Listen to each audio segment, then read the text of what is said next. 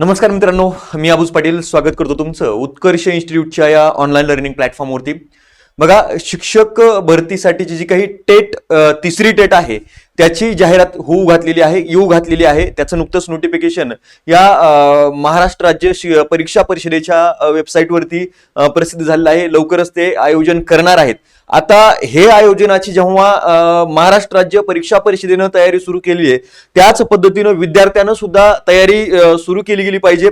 सुरू केलेली असेल तर या विद्यार्थ्यांमध्ये एक मोठा वर्ग आहे की ज्यांच्या मनामध्ये अनेक प्रश्न निर्माण झालेले आहेत आणि त्या अनेक प्रश्नांपैकी एक प्रश्न असा आहे की त्यांना टेट देता येते का। तर याच्यामध्ये लक्षात ठेवा की सीटीटी किंवा टीईटी जर पास नसेल तर टेट देता येते का, तर त्या प्रश्नाचं उत्तर असणार आहे की यस, टेट देता येते, पण त्याच्यासाठी काही टर्म्स अँड कंडिशन लागू पडतात। मग लक्षात घ्या की आजच्या या सेशनच्या माध्यमातून मी तुम्हाला सांगणार आहे की येणारी जी काही टेट आहे, तिसरी जी टेट आहे, ती कोणाला विदाऊट म्हणजे महाटीटी पास नसेल किंवा सीटीटी पास नसेल तरीही तुम्हाला देता येते का, तर ते या ठिकाणी आजच्या सेशनच्या माध्यमातून मी तुम्हाला सांगणार आहे। तर चला बघूया आपण नेमकं कोणाला ही टेट तिसरी देता येऊ शकणार आहे। ठीक आहे, तर लक्षात ठेवा टेट कोणाकोणाला देता येईल। तर पहिल्यांदा प्रामुख्याने लक्षात घ्या, तत्पूर्वी तुम्हाला सांगेल की चॅनलला जर सबस्क्राईब केलं नसेल तर चॅनलला सबस्क्राईब करून घ्या, लाईक केलं नसेल तर लाईक करून घ्या आणि जास्तीत जास्त विद्यार्थी मित्रांपर्यंत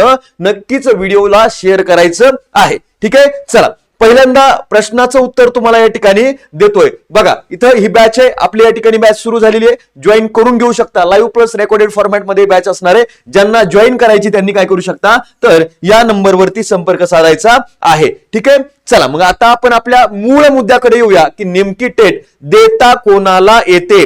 चला पहिला मुद्दा जर बघितला, पहिल्यांदा टेट कुणाला देता येते, लक्षात ठेवा इथं आपण डायरेक्टली प्रश्न असणार आहे TAIT कोणाला देता येते,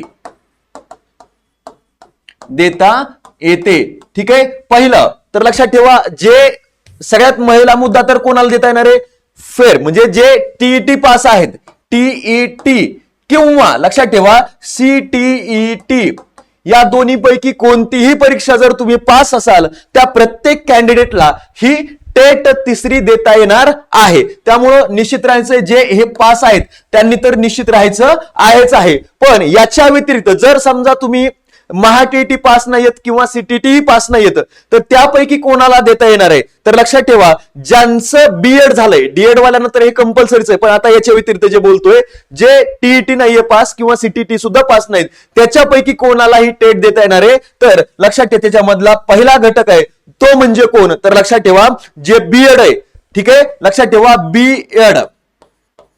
बीएड ज्यांचं झालेलं आहे ते या ठिकाणी डायरेक्टली टेट देऊ शकतात।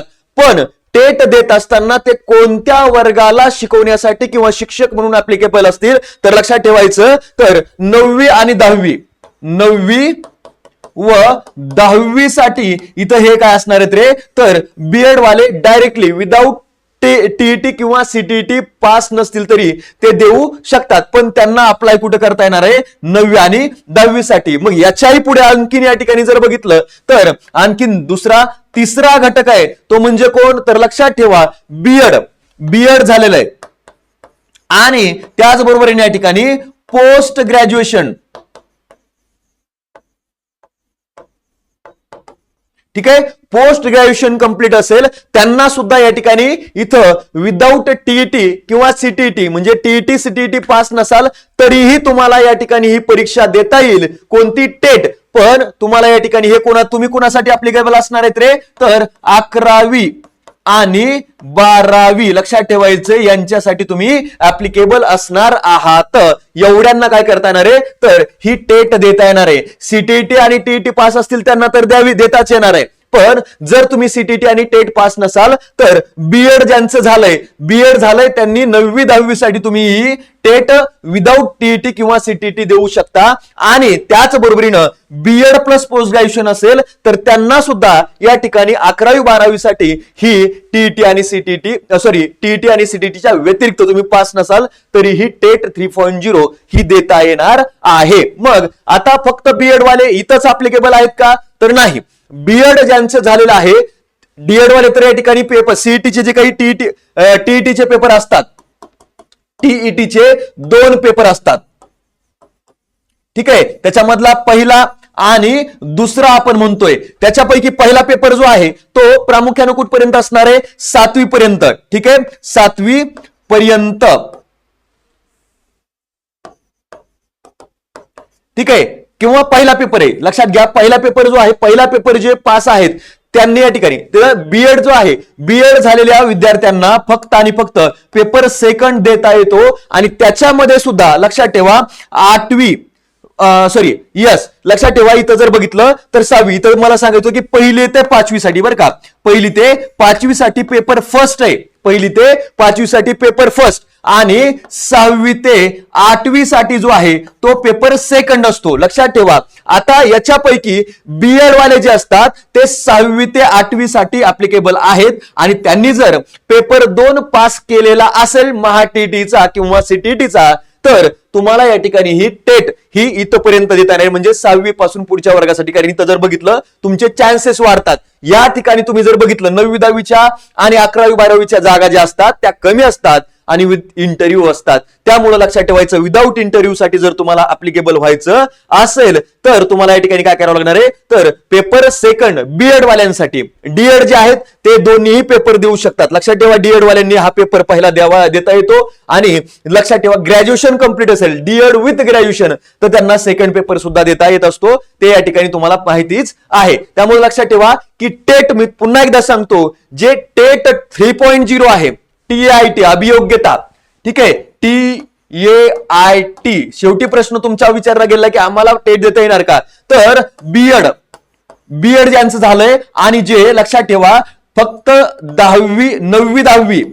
9वी आणि 10वी साठी अप्लिकेबल असतील, 9वी 10वी साठी शिक्षक होऊ शकतात, त्यांच्यासाठी फक्त बीएड वरती टीईटी किंवा सीटीटी पास नसले तरीही परीक्षा देता येईल. आणि लक्षात ठेवा BEd plus post graduation PG जर असेल तर त्यांना 11वी व 12वी साठी शिक्षक म्हणून तुम्हाला ही टेट देता येणार आहे. हे तुम्हाला या ठिकाणी काय करायचं, लक्षात ठेवायचं आहे. तुम्ही ही देऊ शकता. चालेल, हे तुमचे प्रश्न होते. मग तुमचे या ठिकाणी तुमच्या ज्याच्यामध्ये तुमचं ग्रॅज्युएशन झालंय, पोस्ट ग्रॅज्युएशन असेल, त्याच्यानुसारच तुम्हाला विषयामध्ये प्रेफरन्स द्यावे लागतात. हे सुद्धा तुम्हाला काय करता येईल, लक्षात ठेवायचं आहे. आणि तयारीला लागायचं जर तुम्ही इथं अप्लिकेबल असाल आणि इथं करण्याची तयारी असेल तर. ठीक आहे, चला. आणि त्याच्यापूर्वी तुम्हाला सांगितल्याप्रमाणे आपली बॅच सुरू झालेली आहे, ती तुम्ही जॉईन करून घेऊ शकता. हा नंबर आहे. त्याच्या व्यतिरिक्त तुमचे काही प्रश्न असतील तर व्हॉट्सअपला तुम्ही काय करायचं आहे, तर मेसेज करू शकता. 9619665611 या नंबरवरती संपर्क साधू शकता. आणि बॅच सुद्धा तुम्ही काय करू शकता, डायरेक्टली जॉईन करून घेऊ शकता. चालेल, चला मग ऑल द बेस्ट. सर्वांना शुभेच्छा. तयारीला लागायचं आणि वेग द्यायचा आहे अभ्यासाला. चालेल, थँक्यू सो मच.